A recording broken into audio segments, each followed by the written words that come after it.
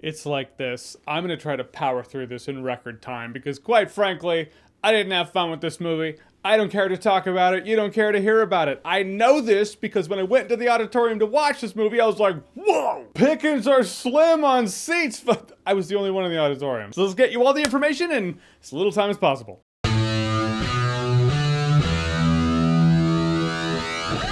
So Firestarter is a new Firestarter adaptation. See it as a remake of the old movie. See it as a new adaptation of the Stephen King book. The universe does not care how you view it because the universe does not care about this movie. Basically, the story is the super seedy government-ish organization did some experiments on people back in the day, which this takes place in modern day. It makes more sense when the Stephen King novel came out. Like, oh, the parents were experimented on with LSD and other drugs, you know, government-style mid-century shit. But no, I guess in 2010...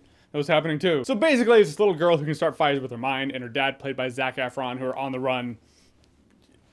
There's nothing else I could say. It sounds more interesting. Like a father-daughter pair on the run when the daughter's trying to learn her powers. That actually sounds like it could be interesting. An interesting series, I'm telling you. If the adaptation was a Netflix series or something, and you had all those episodes to really flesh it out and have her learning her powers and bonding with her dad so you actually, you know, care. This would be one of those series that would be like the thing to talk about. I'd be inundated with comments like, dude, why aren't you talking about Firestarter? It'd be trending, it'd be crazy. Well, I mean, you have to have good writers and directors on board too. I mean, that's important. As it stands, it's just this really forgettable slog bore fest of a mess. And that's this movie, and no one's talking about it. No one's even seeing it. But I saw the trailer for this and I was like, this might be good. Well, fuck me for hoping. The movie's about 90 minutes long. It's just not long enough for me to care about the parents, to care about this girl and her dad and their dynamic, to care about this hitman out there who's coming after them who also has powers of his own. But the head agent in here, I'm not talking about the hitman, but I'm talking about the one who runs the organization. The dude wasn't buying it. This was not Matthew Modine. I'm not talking Dark Knight Rises Matthew Modine. You know, I'm talking Matthew Modine, Stranger Things Matthew Modine. They needed someone like that to head up this organization. As it stands, just this lady that I was like, all right, I guess you're the boss. I don't care. Okay.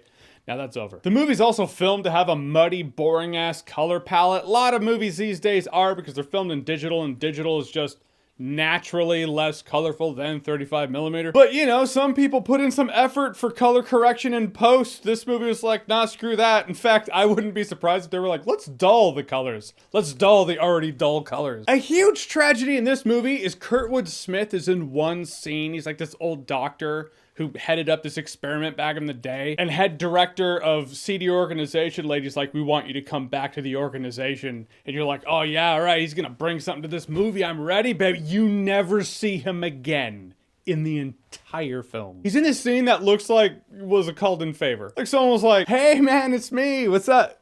You know, me. From Easter? Right, I was the one juggling the deviled eggs. I can't believe you remember that. Anyhow, I'm a huge fan, and I love Robocop, and we just did this movie, and it needs something. You mind if you come in, and we'll just film scenes and put you in there? Yeah. Scenes as in plural. Can't talk you into more? All right, one scene. We'll make it work. How much? We're going to have to cut the movie. Okay, deal.